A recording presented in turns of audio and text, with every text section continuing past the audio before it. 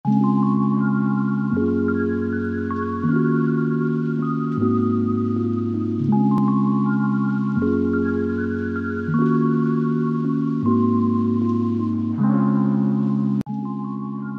selalu mengatakan bahwa pemasangan alat kontrasepsi berbagai macam kan ya, ada macam-macam, ada pil, ada kondom, ada suntik, ada IUD, masing-masing ada manfaat keuntungannya dan tentu ada kesesuaian juga untuk setiap orang ya. Kenapa? Karena setiap alat kontrasepsi ini mempunyai ciri yang spesifik yang harus dipenuhi persyaratannya. Jadi saya bukannya menyatakan keburukan, tapi dia harus memenuhi persyaratannya. Sebagai contoh, kalau dengan kondom dan pil, itu disiplin dari penggunanya harus kuat. Pil itu harus tiap hari. Kalau dia lupa-lupa, bisa. Syaratnya itu. Kondom pun juga harus bisa bagaimana tahu kapan dia memasang kondomnya dan bagaimana cara memasang kondom yang baik dan benar. Gitu, ya. Nah, kalau suntik atau dengan implan ini perlu diperhatikan juga. Cocok nggak? Karena ada orang-orang yang ada gangguan hormonal sehingga tidak bisa menggunakan suntik atau implan karena dia di dalam suntik dan implan itu mengandung hormon ya. Dan juga ada juga yang tidak bisa menggunakan IUD misalnya. Kenapa?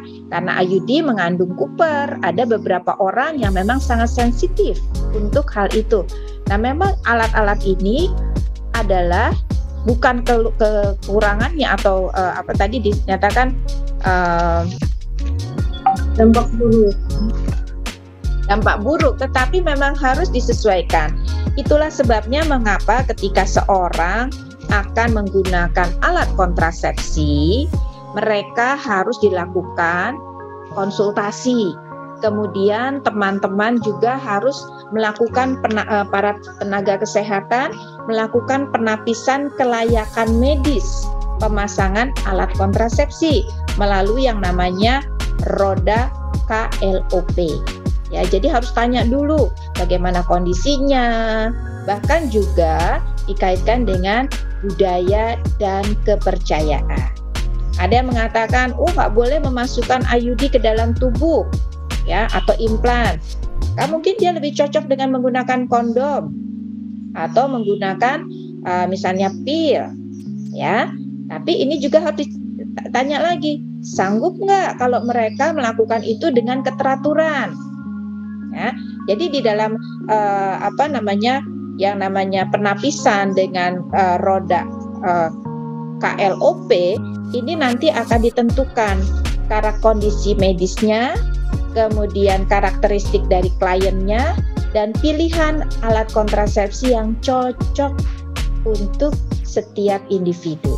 Karena ada beberapa individu berbeda-beda penerimaan tubuhnya, ya. Dan ini tujuannya apa? Mengurangi dampak. Yang tadi dampak jeleknya bukan dampak jelek, tapi memang karena memang tubuh mereka tidak bisa menerima alat kontrasepsi tertentu, tapi dia bisa menggunakan yang lain.